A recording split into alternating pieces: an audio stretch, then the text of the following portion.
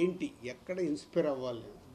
So సినిమాలు మళ్ళీ పాత రోజుల్లాగా నేను ఎక్కడ మిస్ అవుతున్నాను, ఎలా పట్టుకోవాలి అని ఒక టార్గెట్ స్టార్ట్ అయింది. నాట్ ఓన్లీ ఆరాంష్ వాడి పేరు, మై గ్రాండ్ సన్ పేరు ఆరాంష్ అని కాదు, చాలామంది ఏమైంది సార్ మీడియా మిత్రుల్లో ఉన్నా మీ సినిమాలు రావట్లేదు, మీకు రిజల్ట్ వస్తలేవు, దిల్ రాజు జడ్జిమెంట్ అయిపోయిందా, ఇలా రకరకాలుగా శ్రేయోభిలాషులు మాట్లాడడం కావచ్చు, ఇండైరెక్ట్గా మాట్లాడటం కావచ్చు, చెవున పడుతూ ఉంటాయి.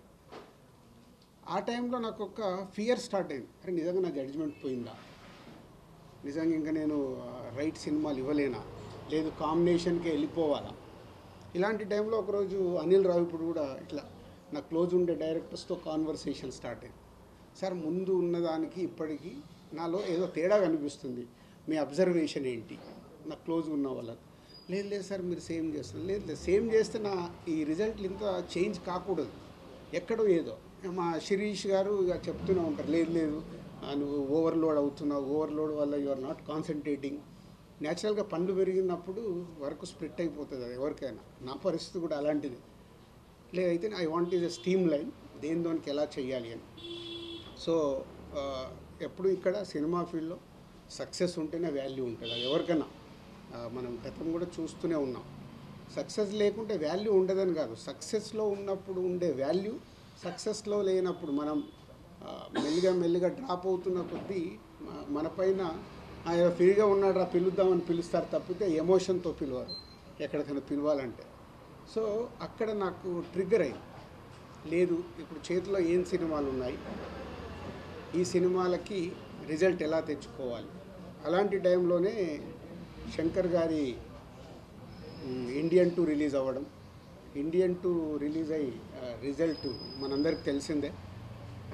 సో అక్కడి నుంచి శంకర్ గారి మీద కూడా ఇంకా శంకర్ గారి దగ్గర నుంచి వస్తున్న గేమ్ చేంజర్ ఎలా ఉంటుంది, ఎక్కడ కూడా సినిమా పైన ఒక ఇంట్రెస్ట్, ఒక హీరో గారు తప్పితే ఇంట్రెస్ట్ క్రియేట్ చేయలేకపోతున్నాము. బయట కూడా శంకర్ గారు ఏం చేస్తారండి, ఇప్పుడు ఇక రాజుగారు కూడా జడ్జిమెంట్ ఎలా ఉంది చూస్తున్నాం కదా, ఈ సినిమా ఎలా ఉంటుంది, ఏం వర్క్ అవుతుంది, రకరకాల వింటూ ఉన్నాను.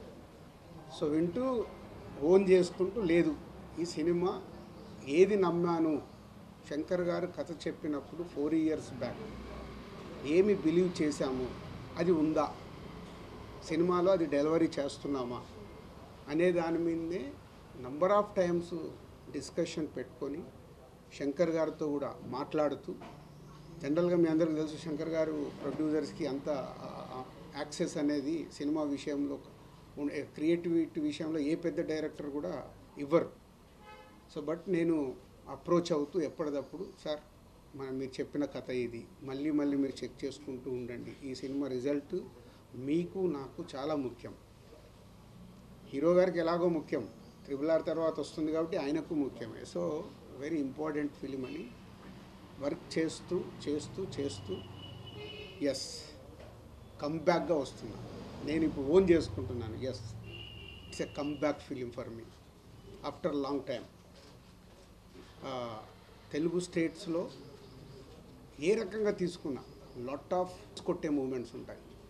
మన తెలుగు ప్రేక్షకులు సినిమా చూసి చిరంజీవి గారు ఒక మాట అన్నారు, కమర్షియల్ సినిమాలు అందరం చేస్తాం రాజు, శంకర్ గారు ఒకప్పుడు జెంటిల్మెన్ చేసిన, భారతీయుడు చేసిన, ఒకే ఒకటి చేసిన, కమర్షియల్తో పాటు మీరు ఆయన సినిమాలో ఒక మెసేజ్ వచ్చేది.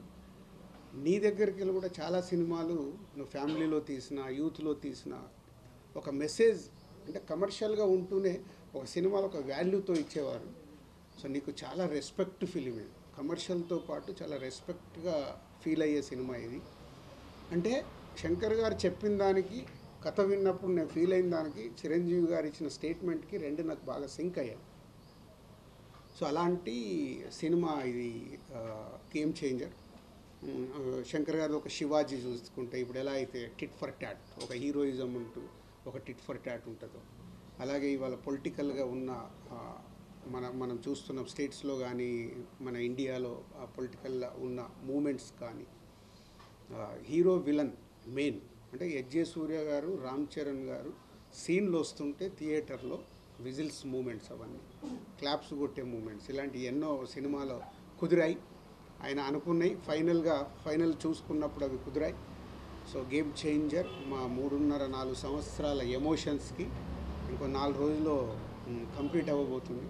సో ప్రేక్షకుల దగ్గరికి వెళ్ళి ఈ సినిమాకు బిగ్ అప్రిషియేషన్తో పాటు వావ్ అనిపించే ఫ్యాక్టర్స్ ఉన్నాయి. అలాగే శంకర్ గారి పాటలు ఆడియోలో మీకు విన్నప్పటికంటే కూడా మన బాంబే మీడియా ఇంటరాక్షన్కి వెళ్ళేటప్పుడు వాళ్ళకి ఏం చూపించాలి, ఆల్రెడీ యూట్యూబ్లో ఉన్న కాంటెంట్ చూపిస్తే వాళ్ళకి ఏం ఎగ్జైట్మెంట్ ఉంటుందని ఫస్ట్ టైం అక్కడ కూడా శంకర్ గారిని నేను చాలా ఒప్పించి, లేదు సార్ నాకు ఒక సాంగ్ కావాలి, నేను అక్కడ చూపించినప్పుడు బిగ్ స్క్రీన్ మీద ఒక అప్లాజ్ వస్తుంది, మీరు నమ్మండి అని జరగండి సాంగ్ని తీసుకెళ్ళి వాళ్ళకి చూపించడం జరిగింది. అప్పుడు బిగ్ స్క్రీన్ మీద చూస్తే వాళ్ళ రియాక్షన్స్ అదే థియేటర్లో రేపు రాబోతున్న రియాక్షన్స్ అని గట్టిగా నమ్మం. సో ఆ మీడియా కంపెనీ అక్కడ చూపించడం జరిగింది. సో వాళ్ళ దగ్గరికి వెళ్ళి వచ్చిన దాని ప్రకారం రేపు సాంగ్స్ కూడా శంకర్ గారి పాటలు మన అందరికీ తెలిసిందే.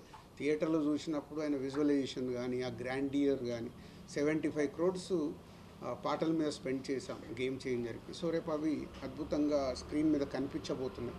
సో 2 hours 42 minutes 43 minutes డ్యూరేషన్లో సినిమాని శంకర్ గారి ఫస్ట్ సినిమా అంటే ఇంత 3 గంటలు 10 నిమిషాలు ఉంటాయి ఆయన సినిమాలు, ఆయన చెప్పే కథ ప్రకారం. సో అలా ఎక్కడ కూడా ఆడియన్ని ఆగనివ్వకుండా ఎలా పరిగెత్తాలి, ఎలా వాళ్ళతో విజిల్స్ కొట్టియాలి, ఎలా వావ్ అనిపించాలి ఆయన టార్గెట్ పెట్టుకొని చేసిన సినిమానే. సో ఇది 10th రోజు ఐఎమ్ ఎక్స్పెక్టింగ్, నా ఎగ్జైట్మెంట్ మై కమ్బ్యాక్ ఫిలిం లాగా నేను దీన్ని చూస్తున్నాను.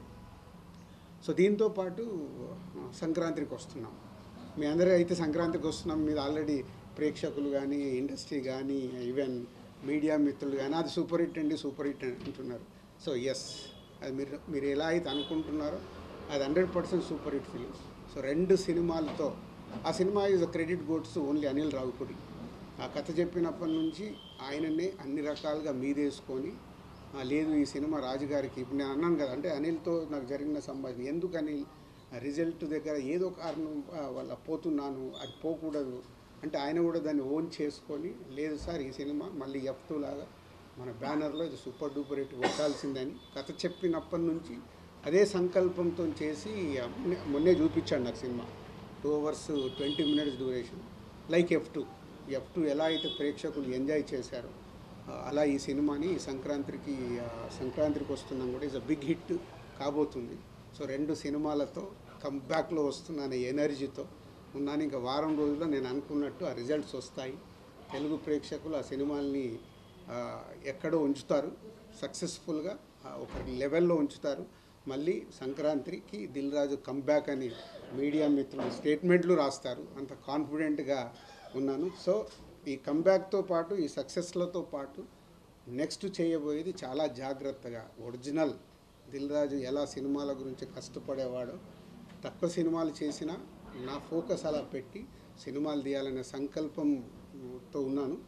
అది మీ ద్వారా మీకు తెలుగు ప్రేక్షకులందరికీ చెప్పాలని.